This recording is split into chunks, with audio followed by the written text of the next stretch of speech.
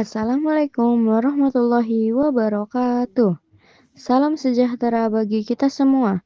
Om Swastiastu, Namo Buddhaya, dan salam kebajikan. Pernahkah Anda membayangkan sebuah imperium besar yang jejak fisiknya seolah lenyap di telan hutan belantara?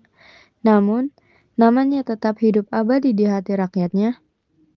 Dan jauh sebelum gedung-gedung tinggi berdiri di Jawa Barat, ada sebuah tanah yang dijuluki Tanah Para Dewa. Tempat di mana harimau menjadi simbol kekuatan dan keadilan bertahta.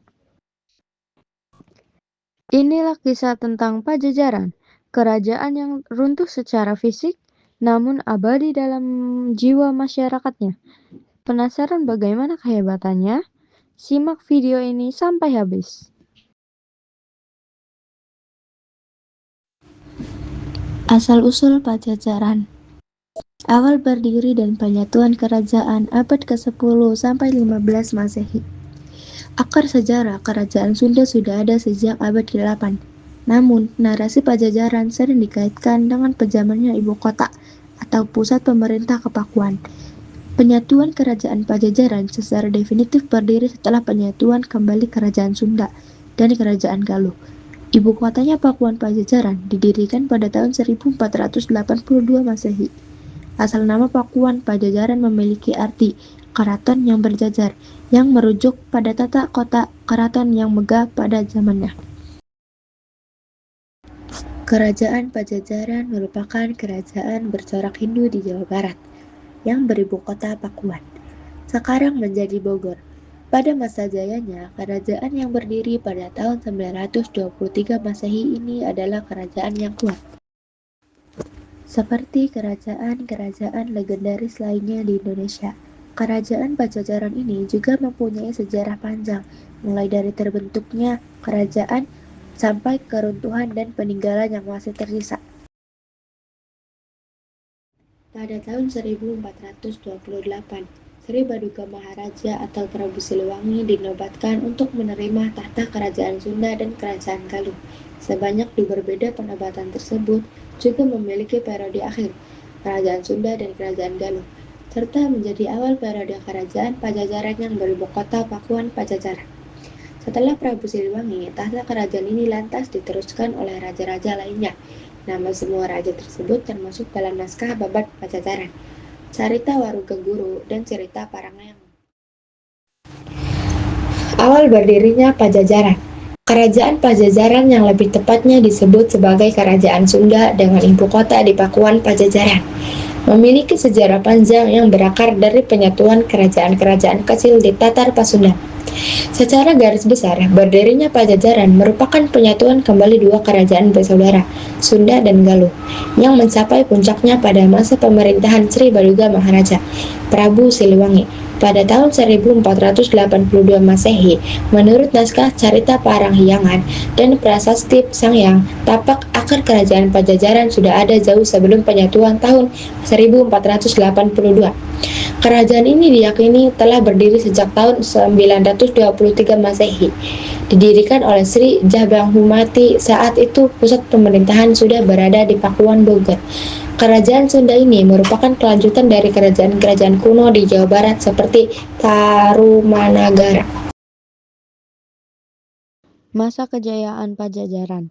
Masa kejayaan kerajaan Pajajaran dicapai pada masa pemerintahan Sri Baduga Maharaja atau Prabu Siliwangi tahun 1482 sampai 1521 Masehi, ditandai dengan stabilitas politik, kemakmuran ekonomi, dan pertahanan kuat, berpusat di Pakuan Pajajaran atau Bogor.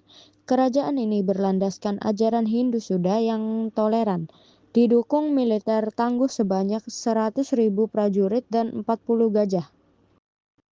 Puncak pemerintahan Prabu Siliwangi 1482 sampai 1521 Masehi, Sri Baduga Maharaja berhasil menyatukan kerajaan Sunda dan Galuh, memindahkan ibu kota ke Pakuan Pajajaran dan membawa wilayah ini menuju era keemasan. Pemerintahannya dikenal adil, tentram, dan sangat memperhatikan kesejahteraan rakyat. Kehidupan ekonomi yang makmur, ekonomi Pajajaran bertumbuh pada sektor agraris atau pertanian beras dan perdagangan, didukung dengan sistem pemungutan upeti yang tertata rapi. Ibu kota Pakuan Pajajaran yang digambarkan sebagai pusat perdagangan yang ramai dengan hasil bumi dan kerajinan, serta aktif dalam perdagangan luar daerah. Masa kejayaan ini membawa Pajajaran menjadi pusat peradaban yang makmur dan maju pada zamannya, dengan budaya Sunda yang kental merupakan warisan penting dari periode ini. Pajajaran atau Sunda terjadi pada pemerintahan Sri Baduga Maharaja atau Prabu Siliwangi tahun 1482 sampai 1521 Masehi yang berpusat di Pakuan Pajajaran atau Bogor. Kejayaan ditandai dengan stabilitas politik, pembangunan infrastruktur atau jalan, parit, pertahanan, kebijakan pertanian yang baik, serta kemakmuran ekonomi. Puncak kejayaannya mencakup penyatuan wilayah Sunda dan Galuh. Keruntuhan Pajajaran pada akhir abad ke-16. Serangan Banten setelah masa Surawisesa, Pajajaran mengalami kemunduran akibat tekanan bertubi-tubi dari Kesultanan Islam di sekitarnya. Runtuh 1579, Kerajaan Pajajaran akhirnya runtuh pada tahun 1579 akibat serangan dari Kesultanan Banten. Peninggalannya yaitu berakhirnya kerajaan ini ditandai dengan dibawanya Palangka Sriman Sriwacana atau batu tempat duduk penobatan raja dari Pakuan ke Banten, yang menandakan tidak ada lagi Raja Sunda yang bertahta. Palangka Sriman Sriwacana adalah takhta suci yang memiliki nilai sejarah dan spiritual sangat tinggi, terutama bagi masyarakat Sunda. Benda ini merupakan lambang kekuasaan raja-raja Kerajaan Pajajaran Sunda Galuh. Kesimpulannya adalah, kisah Pajajaran potret peradaban yang sangat menghargai keseimbangan antara hubungan manusia, alam, dan sang pencipta. Ia menjadi akar identitas masyarakat Jawa Barat yang mengajarkan bahwa kejayaan sejati sebuah bangsa tidak hanya diukur dari luas wilayahnya, tetapi dari kedamaian dan kesejahteraan rakyatnya yang berkelanjutan.